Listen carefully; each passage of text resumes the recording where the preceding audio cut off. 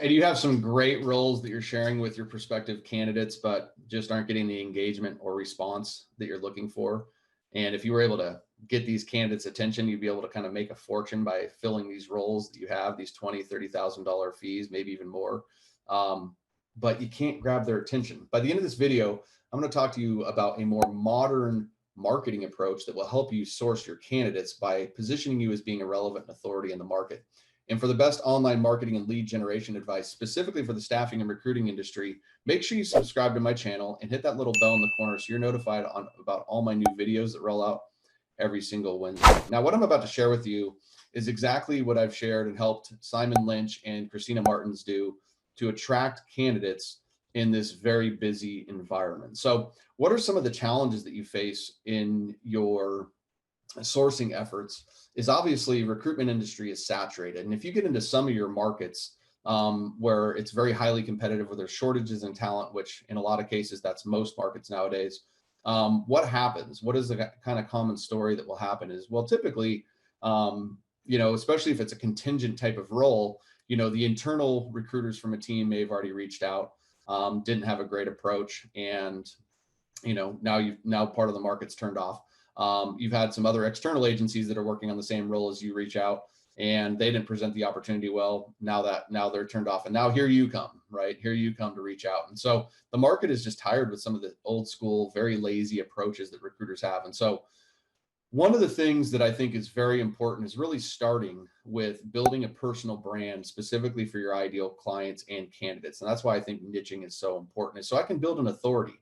You have to ask yourself, put yourself into a prospective candidate's shoes. If they are going to spend time, taking away from their day job, taking away from their family to pursue a role that they're not actively looking for, because I know passive candidates is what we mostly want, what's the hook for them? What's in it for them? And then the next question you have to ask is, yeah, okay, that's the position, but sometimes they don't even get to the point where they're willing to even listen to the position because of what they feel about recruiters. And so knowing that, think if the recruiter or if the candidate actually knew who you were prior to you ever reaching out, and they viewed you as being, for example, like, hey, you are the best recruiter in the accounting and finance space, and then you reached out to them, instead of them going, oh, another recruiter, they're going to be flattered. It's like, oh, so-and-so reached out to me. I'm like really flattered. I actually want to take a look at this. So a big thing here is being able to build a personal brand online before you ever reach out to your market. Okay. And when you incorporate this type of stuff with your already traditional tactics of obviously being on the phone and doing all the hunting things that you just aren't replaceable, when we can focus on, being proactive about our brand, then that's going to increase the response that we get. Okay. From a tactical standpoint, obviously LinkedIn is a gold mine, but where LinkedIn is really being kind of overplayed and saturated is on the LinkedIn recruiter space.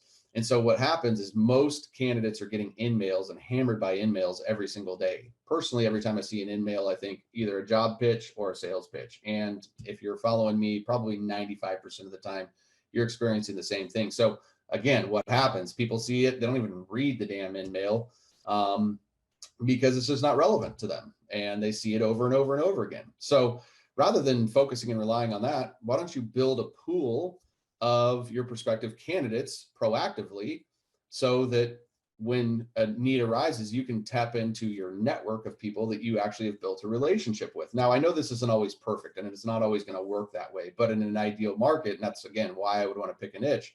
Let's say if I was the guy in program software engineers and I was going to look for software engineers and I focus mainly in the New York area, then I would be really benefited by growing my network of software engineers every single day over and over and over again, so that I have a relationship I can build and tap into that so I can, again, increase my response rate. Okay. So the other thing is that when I'm connected with somebody and actually they're part of my network, is now I can actually send them a direct message. I can get access to their email, and in some cases I can get access to their phone number, and again, show up a little bit different in the marketplace. Another thing is they will actually see some of your content in the feed. And so one of the things I've helped my clients do is really adopt a strategy of, creating videos around all their open roles. Now, don't think of job ad, think of promoting, right? So people can actually buy your energy, buy into you, and buy into the companies that you work with through how you show up on video But you're not going to do like a hard sales like ad. It's just a matter of sharing a role, sharing a position, who you think is good, but then people buying and seeing that energy. And that's one of the things that, can't really be duplicated with written, that you can do on video is getting your energy to come across.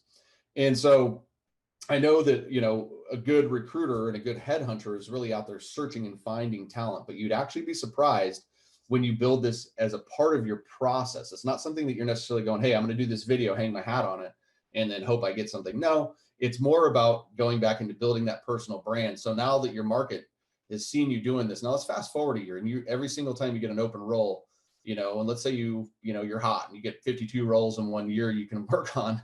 Let's just say it's 12, one a month. Imagine if your market just saw you showing up over and over again, promoting these roles over and over again. They're going to build this connection with, oh, there's Donnie, the software engineer recruiter again, right? So as that need arises, as they may become a candidate and I reach out, we've softened their ability to want to respond to us, okay?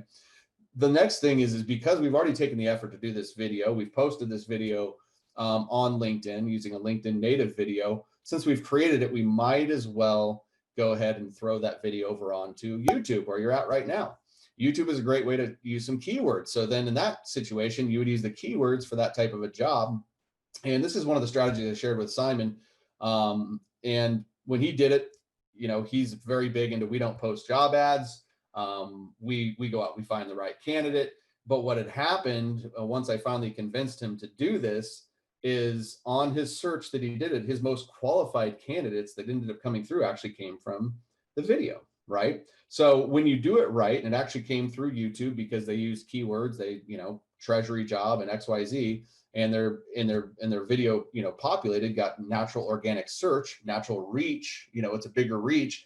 And the cool thing is it doesn't take your effort to do a bunch of this. So it's one of those things that doesn't hurt, right? So when you look at it from, hey, this is a part of my process, this is how I do my branding, right, for my open positions, yeah, you're going to be able to track some wins on that. But the longer term effects is it's going to soften the market. It's going to establish your credibility as an authority in the space and being the go-to recruiter in the space. And it's actually going to want people to want to work with you versus you just being another recruiter. So hopefully that makes sense for you. It's just another couple things that you can throw into the chamber this year that will make a massive impact on your efforts. If you like this, make sure to join our free Facebook group, the Relevant Recruiter. The link for that is in the comments below.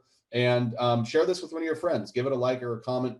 That interaction I definitely appreciate. And let me know below what your favorite candidate sourcing strategy is. This is Donnie Gupton. We'll see you in the next video.